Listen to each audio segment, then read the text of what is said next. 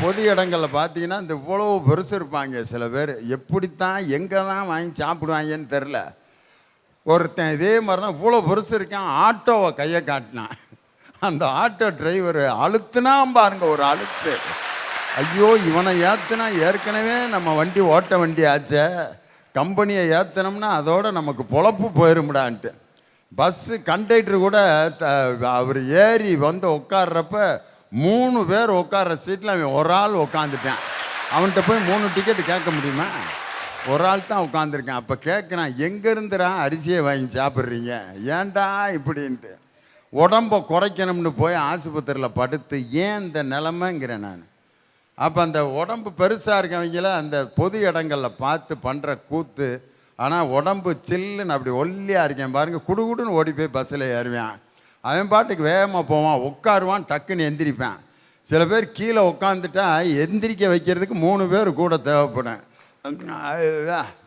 எந்திரிப்பா, உன்னை யாரா கீழே உட்கார சொன்னது? உட்கார்றதுக்கு எவ்வளோ நேரம் ஆகுதோ அதே நேரம் எந்திரிக்கிறதுக்கும் ஆகும். அப்படி சில பேர் அந்த மாதிரி ஆளுகளை பரிசம் போட கூட்டி போயிடுவாங்க. அங்கே பவானி ஜம்முக்காலத்தை போட்டு உட்காருங்கன்னா அவர் உட்காந்தவர் தான். திரும்ப எழுப்பி ஒரு 5 பேர் கையை பிடிச்சி தூக்குறேன், முடியலன்ட்டார். அவர் அங்கேயே விட்டுட்டு காலையில் அனுப்பி வைங்கன்ட்டு வந்துட்டாங்க. யார்? பொண்ணு பார்க்க வந்தவங்க. எந்திரிக்கவே முடியல, அவரால் கால் பிடிச்சிக்கிச்சு. ஒரு உடல் நலம் இல்லாட்டி நல்ல ஒரு பொதுநலமான ஒரு மனவிழாவை கூட அவரால் நடத்தி வைக்க முடியல. ஒரு மனிதனுக்கு நிம்மதியும் மகிழ்ச்சியும் தருவது உடல் நலமா, மனநலமா, பொது நலமா? சார், ஒருத்தர் என்ன பண்ணிட்டு இருந்தான், கார் டயரை மாற்றணும்னு சொல்லிட்டு அதில் இருக்கிற 4 நட்டை கழட்டி கீழே வச்சாங்கய்யா. எங்கேயோ வச்சுட்டு தொலைச்சிட்டான். அப்படி பக்கத்தில் இருந்த ஒருத்தன் பார்த்துட்டு சொன்னா, என்ன டயர் மாற்ற முடியலையா, யோசிச்சுட்டு இருக்கியா? ஆமாம், எனக்கு ஏதாவது உதவி இருந்தால் பண்ணுங்களேன் அப்படின்னு சொன்னோன்னே அவர் சொன்னாரா, அட மடப்பையிலே, மீதி 3 டயரில் இருக்கிற நட்டை கழட்டி போடுறா, எல்லா டயர்லேயும் 3 நட்டு இருக்கும், நீ கொஞ்சம் தூரம் ஓட்டிட்டு போய் 4 நட்டு வாங்கி எல்லா டயருக்கும் போட்டுடு அப்படின்னு சொல்கிறாரு. இவருனே அப்படியே அதிர்ச்சியாக பார்த்துட்டு, நீங்கள், நான் மெக்கானிக், இதெல்லாம் சொன்னால் என்ன பைத்தியக்காரன், இங்கே பைத்தியக்கார ஹாஸ்பிட்டலில் கொண்டாந்து உட்கார வச்சிட்டாங்க அப்படின்னு சொல்கிறாங்கய்யா. இன்னைக்கு 1-2 விஷயத்துலலாம் தெளிவாக இருக்கிறவன் நம்ம எல்லா விஷயத்துலையும் புத்திசாலி நினச்சிக்கலாம். ஆனால் எல்லாருமே ஏதோ 1-2 விஷயத்தில் நட்டு கழண்டவங்க தான்றது யாருக்குமே தெரிய மாட்டேங்குதுங்க. ஜிபார் அப்படிங்கிற ஒரு சூஃபி ஞானி ஒருத்தர் இருந்தாராம். அவர் என்ன பண்ணுவாராம், அவர்கிட்ட வரவங்க எல்லாரையும் வா உக்கார் ஆரம்பி அப்படின்னு சொல்வாராம். என்ன ஆரம்பிக்கிறதுன்னு தெரியலையா, ஒளரு அப்படின்னு வரோம். ஐயா, உளறல் தியானம் அப்படின்னு ஒன்று இருக்கு. அது என்ன தெரியுமா, மனசுல இருக்கக்கூடிய இறுக்கத்தை கழட்டி வைத்தால் தான் மனம் சமமாக, தெளிவாக, நிதானமாக இருக்கும் என்பதை புரிய வைப்பது தான் அந்த உளறல் தியானம். உடனே அவங்க கிட்ட கேட்டாங்களாம், அந்த ஜிபார்க் அப்படிங்கிற சூஃபி ஞானி கிட்ட கேட்டாங்களாம், எங்க நாங்களே புத்தி கட்டு போய் நீங்கள் ஒரு ஞானி புத்தி சொல்லுவீங்கன்னு உங்ககிட்ட வந்தா நீங்க என்னன்னா ஒளருங்கிறீங்க, அதுக்கு எங்க வீட்டிலே நிறைய ஆள் இருக்கு அப்படின்னு சொன்னாராம். அதுக்கு அந்த சூஃபி ஞானி சொன்னாராம், உன் மனசுக்குள்ள இருக்கிறது குப்பை, இப்ப நான் என்னத்தை சொன்னாலும் உன் மனசை ஏத்துக்காது. அப்போ மனசுல இருக்கக்கூடிய எல்லாத்தையும் தூக்கி எறிஞ்சிட்டு எவன் ஒருவன் வாழ்கிறானோ அவன் தான் வாழ்க்கையில் வெற்றி அடைவான் என்பதற்கு இது ஒரு எடுத்துக்காட்டா இருக்கும் இல்லைங்க. தேரை பார்த்து குப்பை வண்டி கேட்டுச்சான். என்ன கேட்டுச்சு தெரியுமா, நான் இந்த தெருவை டெய்லி சுத்தி வரேன், என்னை யாருமே ஒரு பொருளா கூட கண்டுக்கிறது இல்லை, கிட்ட வந்தாலே மூக்க மூடிக்கிறான், ஆனா நீ ஒரு நாள் தான் வர, உன்னை மட்டும் எதுக்கு எல்லாம் கையெடுத்து கும்பிடுறாங்கன்னு கேட்குறப்போ அந்த தேர் சொல்லிச்சான், உனக்குள்ள இருக்கிறது குப்படா, எனக்குள்ள இருக்கிறது இறைமை. இறைமையை நம்புகிறோமோ நம்பலையோ அது வேற விஷயங்க, ஆனா அது நல்லதுதான்றது ஒண்ணு இருக்குல்ல, அந்த ஒரு நல்ல மனசுக்கு தாங்க எப்பவுமே மரியாதை கிடைக்கும். ஐயா, ஒண்ணு இல்லைங்கய்யா, எங்க ஸ்கூலுக்கே ஒரு சிறப்பு விருந்தினர் வராருன்னு வச்சுப்போம், ஏன் நீங்களே வரீங்கன்னு வச்சுப்போம். நான் உங்களை கூப்பிட்டு பேசும்போது நான் சொல்றேன், திண்டுக்கல் ஐலியோனி அவர்கள் நல்ல மனமுடையவர்கள் அப்படின்னு சொன்னா, ஆஹா, நம்மளை பற்றியும் ஒருத்தர் பாராட்டுறாங்க, எவ்வளோ சந்தோஷமான விஷயம், நம்ம இந்த சின்ன குழந்தை மனசுலலாம் போய் சென்றிருக்கிறோமே அப்படின்னு சொல்லிட்டு உங்களுக்கு எவ்வளோ சந்தோஷமாக இருக்கும். இதே நான் மேடையில் நின்று அவருடைய கண்கள் இருக்கிறதே, ஆஹா, அவருடைய கைகள் இருக்கிறதே, ஆஹா, அவருடைய கை இருக்கிறது, அப்பப்பா அப்படின்னு சொன்னா நீங்களே என்னங்கய்யா பண்ணுவீங்க? அப்போ 4 பேர் இருக்கிற ஒரு பொது இடத்துல அவனுடைய மனசை பத்தி சொன்னாதாங்கய்யா நீங்களும் சந்தோஷமாவீங்க, நாங்களும் சந்தோஷமாவோம். ஒரு பொது இடத்துல போய் உடல் நலத்தை பத்தி பேச முடியாது. அவ திராட்சை கண்ணு, அவ ஆப்பிள் கண்ணுன்னா பாட முடியாதானே? வெற்றிவேலனே, பாட்டெல்லாம் பாட முடியாது. நாளைக்கு யாராவது ஒரு புள்ள போகிறப்ப பின்னாடி பாடிட்டு போ, என்ன நடக்குன்னு பாரு. நீ நடந்தால் நடை அழகு, நீ பேசும் தமிழ் அழகு. 1/2 மணி நேரத்தில் அவ்வளோதான், உள்ள அன்றாயரோட உட்காந்துருப்ப போலீஸ் ஸ்டேஷனில். பெண்ணை வம்பு செய்த வெற்றிவேல் கைது அப்படின்ட்டு. ஐயா ஒன்றும் இல்லைங்க ஐயா, நானே தெருவில் போடுறேன், இந்த மாதிரி யாராவது ஒருத்தர் பாட்டு பாடினான்னா அப்படியே ஒரு முறைச்சிட்டு போவேன். இதே நான் நிற்கும் போது ஒருத்தர் வந்து நீங்கள் ரொம்ப நல்ல மனசாக இருக்கீங்கங்க, உங்கள் மனசு எனக்கு பிடிச்சிருக்குன்னு சொன்னால் எனக்கு எவ்வளோ சந்தோஷமாக இருக்குங்க ஐயா. ஒரு மனசை பற்றி பேசும்போது தான் எல்லாருக்கும் சந்தோஷம் கிடைக்குது. ஐயா, நம்ம எல்லாருமே 7ஆம் அறிவு படம் பார்த்துருப்போம். அதில் இன்னும் என்ன தோளான்னு ஒரு அழகான தன்னம்பிக்கை பாட்டு வரும். அதுலேருந்து உங்களுக்கு 4 வரி மட்டும் சொல்கிறேன். இன்னும் என்ன தோளா, எத்தனையோ நாளா நம்மை இங்கு நாமே துளைத்தோமே, பனிமூட்டம் வந்து படிந்தென்ன சுடும் பகலவன் மறையுமா, அந்த பகை மூட்டம் வந்து படியாமல் எங்கள் இருவிழி உறங்குமா. ஐயா, நான் பகை மூட்டம்னு சொன்னது யாருக்கு புரிஞ்சுதோ இல்லையோ, ஐயாவுக்கு கண்டிப்பாக புரிஞ்சிருக்கும். ஐயா, மனசுக்குள்ள பனிமூட்டம் மாதிரி எந்த ஒரு பிரச்சனை வந்து படிஞ்சாலும் மலைக்கு பின்னாடி இருந்து உதிக்கிற சூரியன் மாதிரி இருக்க எங்கள் உடம்பை வச்சுக்கிட்டு நாங்கள் எதை வேணாலும் செய்ய முடியும், எந்த செயலை வேணாலும் முழுமையாக செஞ்சு முடிக்க முடியுங்க ஐயா. ஐயா, ஒரு மனுஷன் கிணத்துக்கு பக்கத்தில் உட்காந்துட்டு நான் இந்த கிணத்தை தாண்டிடுவேன், நான் இந்த கிணத்தை தாண்டிடுவேன், நான் இந்த கிணத்தை தாண்டிடுவேன்னு சொன்னால் அவனால் தாண்டிட முடியுமாங்க ஐயா? அதுக்கு முதல்ல அவன் எந்திரிக்கணும், நடக்கணும், ஓடணும், தாண்டி அவன் சேஃபாக அந்த பக்கம் போய் லேண்ட் ஆகணும். அப்போதாங்க ஐயா அவனால் அந்த செயலை முழுசாக செஞ்சு முடிக்க முடியும். அப்போ அந்த செயலை ஆரம்பிக்கிறதுலேருந்து முடிக்கிற வரையும் அவனுக்கு எதுங்க ஐயா பயன்படுது? உடல்ங்கிற ஒரு விஷயந்தாங்க ஐயா பயன்படுது. ஐயா, விவசாயியை பற்றி போய் மனநல பேச்சாளர்கிட்ட கேட்டுப்பாங்களேன். அவங்க சொல்லுவாங்க, அவங்களுக்கு மனதைரியம் இருந்தாங்காட்டின் தான் அவங்களால இத்தனையோ பண்ண முடியுது, இத்தனை போராட்டங்களை செய்ய முடியுதுன்னு நம்ம அக்கா கூட சொன்னாங்க. அதே பொதுநல பேசின அக்கா, அவங்களுக்கு பொதுநலம் இருந்தாங்காட்டின்னா எல்லாத்துக்குமே விவசாயம் செஞ்சு சாப்பாடை போட முடியுதுன்னு சொன்னாங்க. ஆனால் நான் சொல்கிறேன், அவங்க பண்ணுற பொதுநலத்துலேயும் அவங்க கிட்ட இருக்கிற மனநலத்துலையும் இருக்கிறது ஒன்று தாங்க ஐயா. மற்றவங்களுக்கு சாப்பாடு போட்டு அவங்களோட உடல் நலத்தை பேணணும்னு நினைக்கிற ஒரே ஒரு எண்ணம் தாங்க ஐயா அவங்க கிட்ட இருக்குது. ஐயா, அக்கா சொன்னாங்க, ஸ்டீஃபன் ஹாக்கிங்க்கு வந்து எந்த ஒரு பகுதியுமே செயலிழந்துருச்சு, எல்லா பகுதியுமே செயலிழந்துருச்சு, இருந்தாலும் அவங்க மனதைரியத்தோட எல்லா விஞ்ஞான பற்றியும் பேசினாங்கண்ணா. அதே அவருக்கு அந்த மாதிரி எந்த ஒரு நோயும் ஏற்படாமல் இருந்து அவர் மட்டும் நல்லா இருந்திருந்தாருன்னா 10 யுகத்துக்கு தேவையான ஆராய்ச்சிகளை இந்த யுகத்திலே பண்ணி முடிச்சிருப்பாருங்க ஐயா. அதை பண்ண முடியாத போறதுக்கு ஒரே காரணம் அவருக்கு உடல் நலம் இல்லைங்கிறதாங்க ஐயா. ஐயா, உங்ககிட்ட நான் ஒரு சின்ன கேள்வி கேட்கணும்னு விரும்புகிறேன். மனிதனோட ஆயுட்காலம் எவ்வளோ ஆண்டுகள்னு நீங்கள் நினைக்கிறீங்க? மனிதனுடைய ஆயுட்காலம் ஒவ்வொரு நாட்டுக்கும் மாறும். அதனால் சராசரி ஒரு மனிதனுடைய ஆயுட்காலம் 65ன்னு சொல்கிறாங்க. ஐயா, அது எவ்வளவோ வேணாலும் இருந்துட்டு போட்டோம். ஆனால் நம்ம நாட்டில் 200க்கு மேலேன்னு சொல்கிறாங்க. அது உண்மையா இல்லையான்னு நமக்கு தெரியாது. ஆனால் இப்போ 100 வயசு வரையும் வாழ்கிறதே கின்னஸ் ரெக்கார்டாக மாறிட்டு வருது. இன்னொரு 50-60 வருஷம் கழித்து பாருங்களேன், மனுஷன் 50 வயசு வரையும் வாழ்கிறதே உலக சாதனையாக மாறிடும் போல இருக்குது. அப்போ இப்படிப்பட்ட விஷயத்துலையும் உடல் நலத்தை பேணணுங்கிற ஒரு செய்தியை நம்ம மக்கள்கிட்ட விழிப்புணர்வை ஏற்படுத்தினா மட்டும்தாங்க ஐயா நம்மளோட உடல் நலத்தை நம்மளால் பேண முடியும்.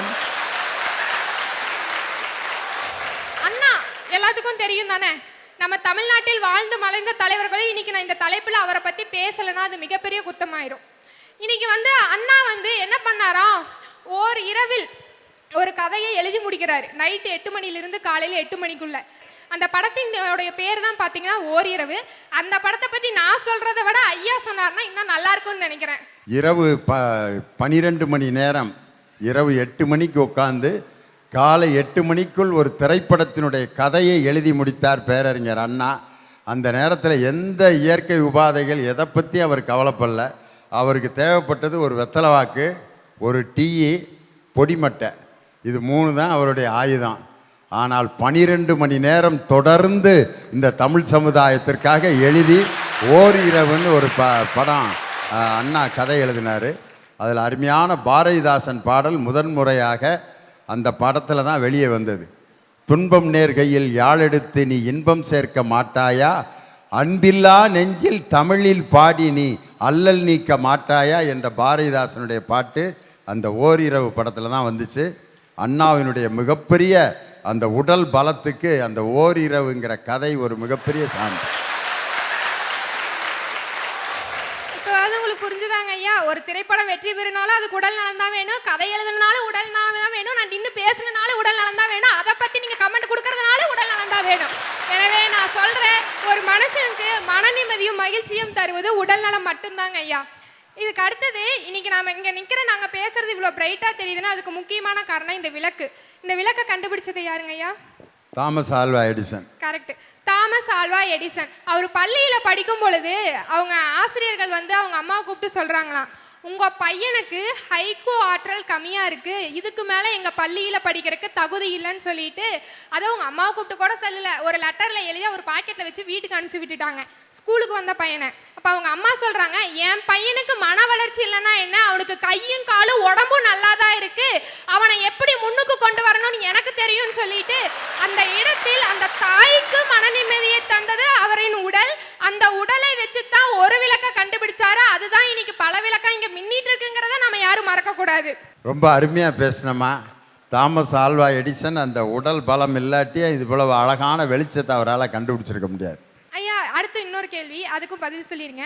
உலகத்துடைய 8வது அதிசயம் பத்தி உங்களுக்கு தெரியுமா? 9 அதிசயம் கேள்விப்பட்டிருக்கேன், 8வது அதிசயம் எதுமா எனக்கு தெரியலப்பா.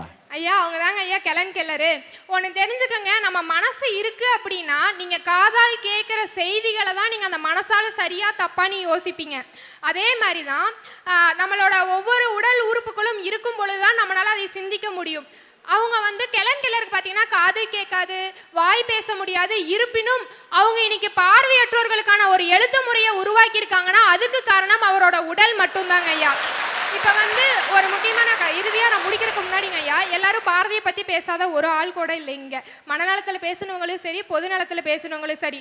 இன்னைக்கு அந்த பாரதி 29 வயதில் உடல் நசுங்கி இறக்காமல் இருந்திருந்தால் இன்று நாம் மற்ற மொழிகளை கசக்கி தூக்கி எறிந்து விட்டு தமிழ் தான் மேல் என்று பீத்தி கொண்டிருந்திருப்போம் ஐயா.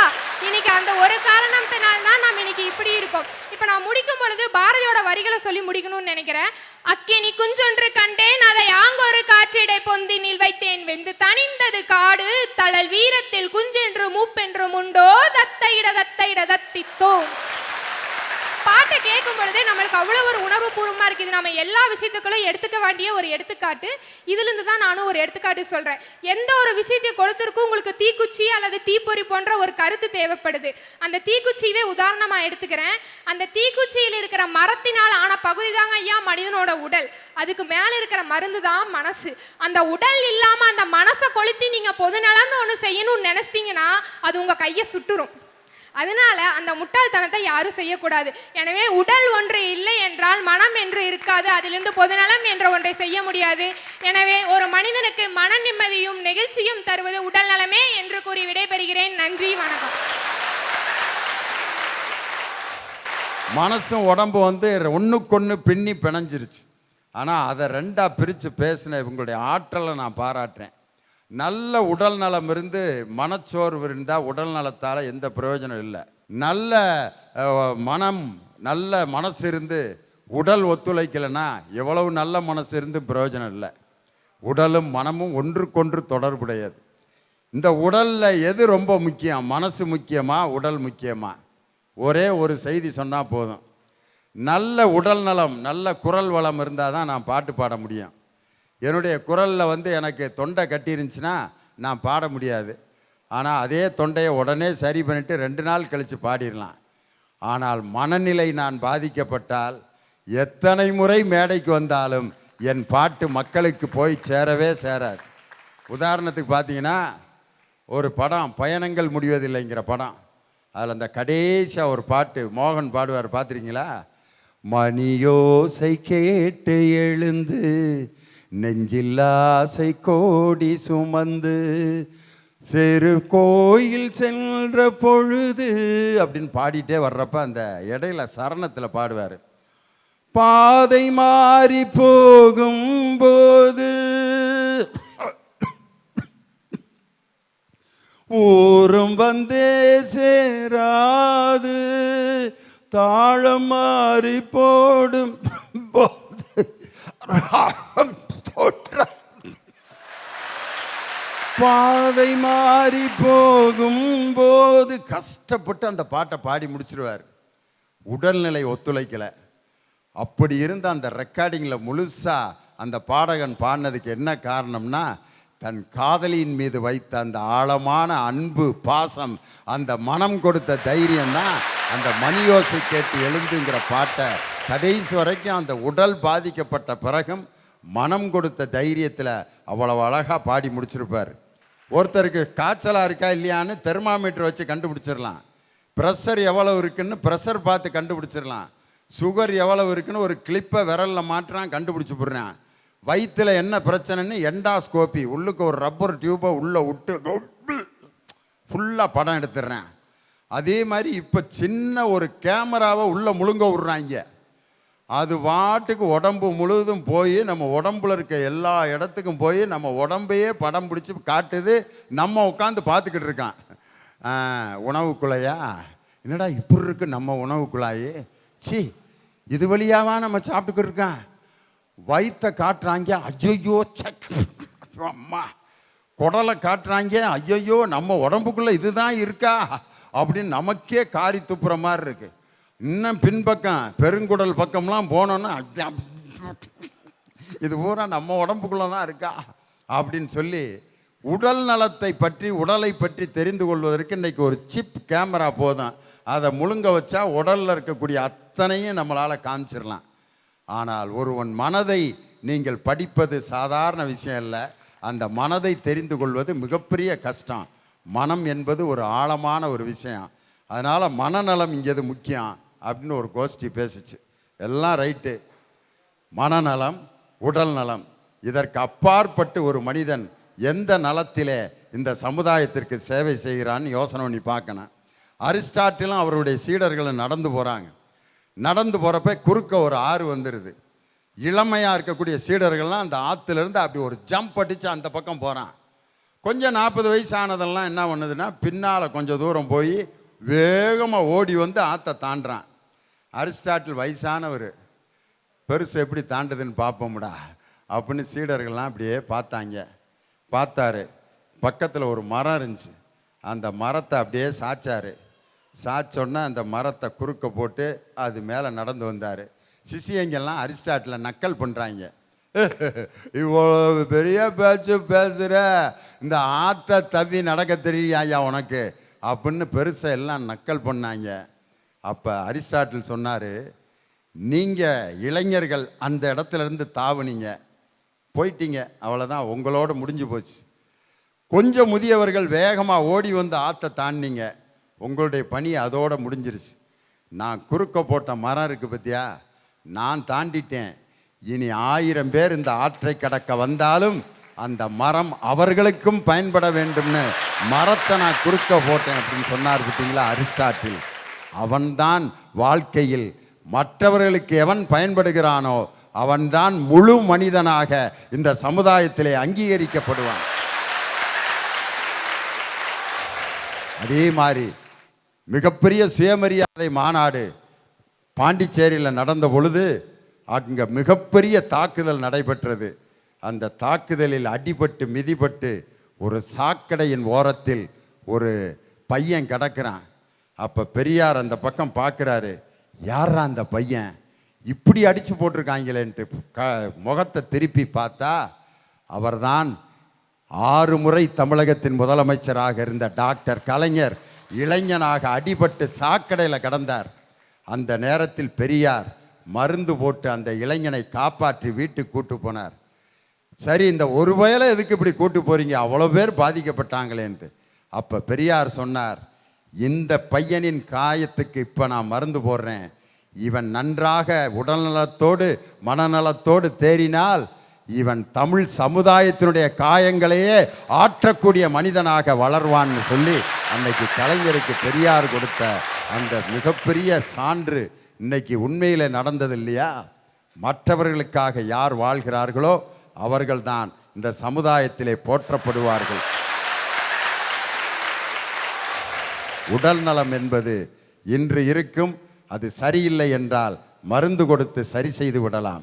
மனநலம் பாதிக்கப்பட்டால் 10 பேருடன் பேசி மகிழ்ச்சியோடு இருந்தால் மனம் மீண்டும் சரியாகிவிடும்.